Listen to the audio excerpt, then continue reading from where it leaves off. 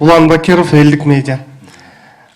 Сиз өзүңүз айтып кеттиңиз, экономикалык маселелер боюнча көп суроолорго жооп бердим, саясат боюнча эми сурооңуздарды бериңиздер деп. Мен да ушул саясий негизде суроо берген турам.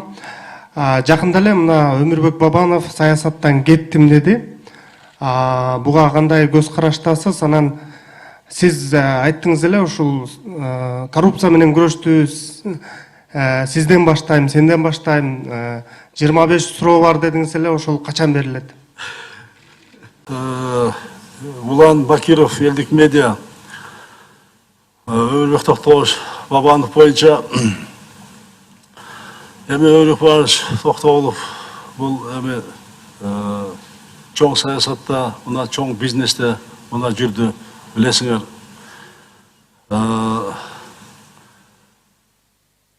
Кече жакында мен Камайдовго жүргөндө уктум, съезд өтүп, өзүнүн партиянын жетекчилигин, өзүнүн партиялашы досу Мирлан Женчироевго мына өткөзүп бериптир.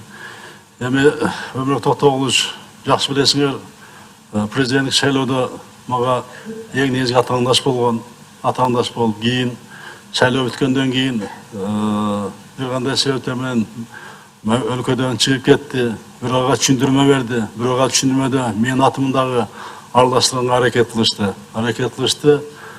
Анан эми эмне деп айтат элем?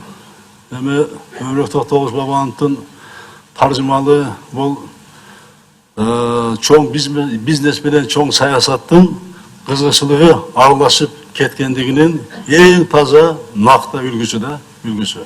Азыр эми мына шарт түзүлдү, ага мүмкүнчүлүк берилди. Мурун иш козголгон экен, экономикалык иштери бар экен.